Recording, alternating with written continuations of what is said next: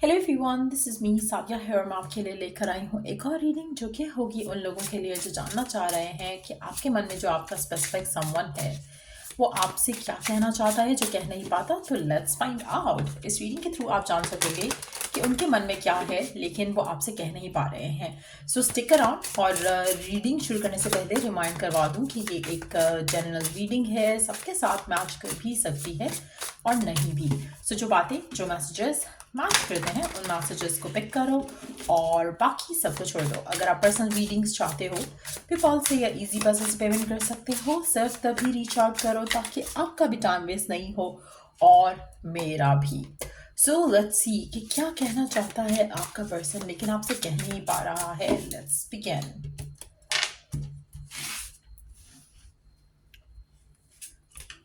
Okay. The passion I feel is overwhelming. I don't know how to handle this. आपका person कहना चाहता है कि आपको लेकर जो उसके दिल में पैशन है, जो एक्साइटमेंट आप उसकी ज़िंदगी में भरते हो, वो बहुत ही ज़्यादा है उनके लिए to to cater to handle. इतना ज़्यादा इमोशनल, इतना ज़्यादा पैशनेट वो कभी किसी के लिए नहीं हुए जितना वो आपके लिए होते हैं। उनके लिए कहीं ना कहीं उनको लगता है कि मुश्किल है इस प्यार को समेट पाना, इस प्यार को हैंडल कर पाना, इस पैशन को हैंडल कर पाना जो वो आपके लिए फील करते हैं। उनको लगता है कि कहीं ना कहीं वो आउट ऑफ कंट्रोल हो जाते हैं आपकी वजह से, आपको लेकर जो उनके मन में पैशन है उसकी वजह से। Let's see. The way I have treated you was wrong. आपका पर्सन कहना चाहता है कि उनके मन में आपको लेकर पैशन तो बहुत है लेकिन उन्हें आपको सही से ट्रीट नहीं किया और ये जानते हैं। वो जानते हैं कि आपको जो लव, जो प्यार, जो एक अफेक्शन उनको शो करना चाहिए था वो शायद नहीं कर पाए हैं। और जिस तरह से वो आपसे बिहेव करते हैं अब भी, वो आप डिज़र्व डेफिनेटली नहीं करते और ये उनके नॉलेज में है। लेट्स सी और क्या कहना चाहता है आपका person. I need to hold back my true feelings for you. उनको लगता है कि उनको अभी अपनी ट्रू फीलिंग्स आपको लेकर अपने मन में ही रखनी चाहिए, अभी आपको रिवील नहीं करना चाहिए फॉर वट एवर रीज़न उनको ऐसा लगता है और ये वो आपसे कहना चाह रहे हैं। लेट्स सी कि और क्या कहना चाहता है आपका पर्सन आपसे। Why is it that you love me? आपके पर्सन को समझ नहीं आता कि आप उसको स्टिल प्यार क्यों करते हो।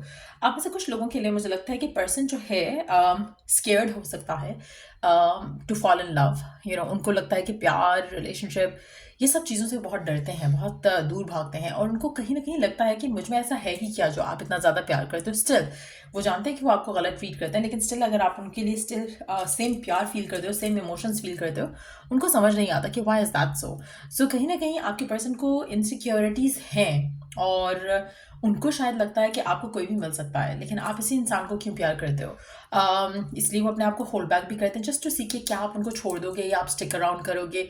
तो कहीं ना कहीं आपकी पेशेंस को बहुत ज़्यादा टेस्ट करते होंगे ये पर्सन जिसके लिए भी आप ये रीडिंग देख रहे हो।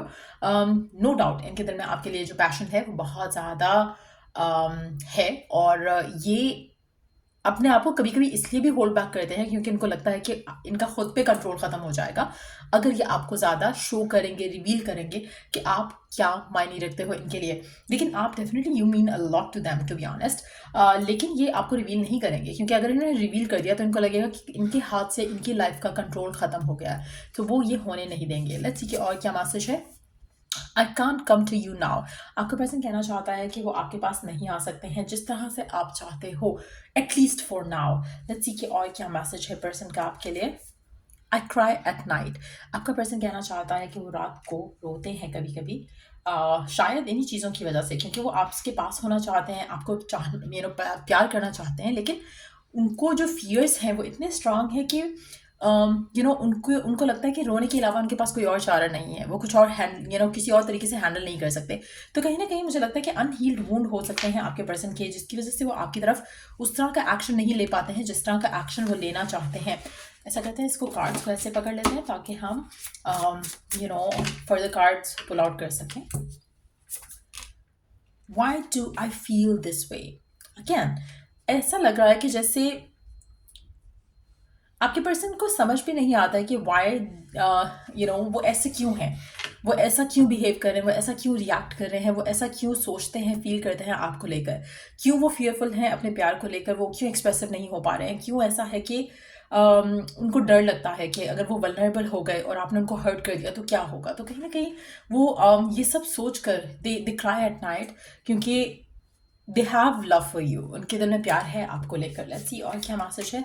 आई have to let you go to find myself. कहीं ना कहीं आपके पर्सन को लगता है कि उनको शायद आपको करंट सिचुएशन में छोड़ देना चाहिए, सिचुएशन को छोड़ देना चाहिए इटसेल्फ, ताकि वो अपने आप को पहले फिगर आउट कर सकें, पहले वो अपने आप को समझ सकें, जो वो है हरकतें कर रहे हैं उसको समझ सकें कि किस तरह से उनको अपने आप को बदलना है, किस तरह से अपने आप को करंट सिचुएशन में हैंडल करना है। तो कहीं ना कहीं वो पहले चाहते हैं कि अपनी लाइफ को फिगर आउट कर लें, उसके बाद ही कुछ आपको लेकर, इस रिलेशनशिप को लेकर बात करें।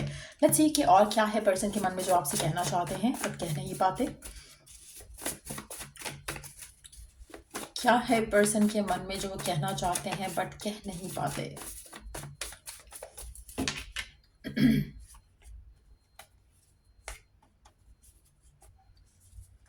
Okay. I am drained. आपका पर्सन आपसे कहना चाहता है कि वो ड्रेन्ड है, उसके पास कोई एनर्जी नहीं है to handle this situation right now. वो आपसे बात नहीं कर सकते इस बारे में, वो आपसे डिस्कस नहीं कर सकते इस बारे में, इमोशनली ड्रेन्ड हो सकते हैं। दूसरा ये भी हो सकता है कि उनकी लाइफ में ऑलरेडी बहुत कुछ चल रहा हो, वो अलग से एक स्ट्रेस नहीं लेना चाहते हैं right now.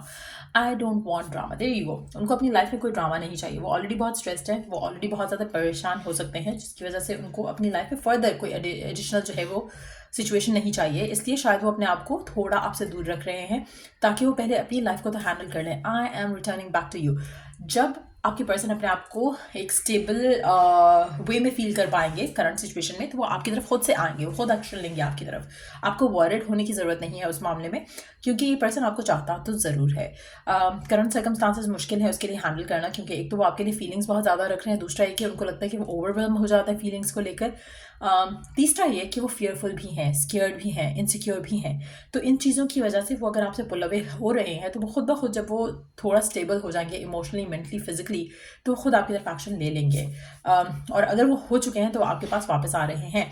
I am still trying to heal from past connection. आप में से कुछ लोगों के लिए आपके पर्सन की जो पास्ट रिलेशनशिप्स हैं उसकी वजह से भी उनका ये बिहेवियर हो सकता है, लेकिन दे आर ट्राइंग कि अपने आप को उसमें से हील कर लें। Let's see. I act cold but I care. आपका पर्सन कहना चाहता है कि वो आपके साथ थोड़ा कोल्ड एक्ट करते हैं, लेकिन एक्चुअली में वो आपकी केयर करते हैं। वो ऐसा नहीं है कि वो आपके बारे में कुछ फील नहीं करते, उनको कोई फीलिंग्स नहीं है, इमोशंस नहीं है।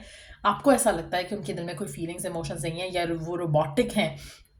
They do feel a lot, और वो केयर भी करते हैं, लेकिन शायद उनके बिहेवियर से आप जान नहीं सकते हो, पहचान नहीं सकते हो। I don't talk to anyone secretly. आपका पर्सन कहना चाहता है कि वो किसी और से बात नहीं करते हैं। अगर आपको ऐसा लग रहा है कि शायद आपके साथ ऐसे हैं, तो शायद किसी और से बात करते होंगे, ऐसा नहीं है। उनकी लाइफ में आपके अलावा कोई नहीं है। I don't keep tabs on others. आपका पर्सन कहना चाहता है कि वो किसी के ऊपर नज़र नहीं रख रहा है, वो किसी को भी स्टॉक नहीं कर रहा है, वो किसी को भी चाहे आप हो या कोई और है, उसकी अपनी लाइफ में इतने ड्रामास हैं, उसको कुछ और नहीं चाहिए फ़िलहाल।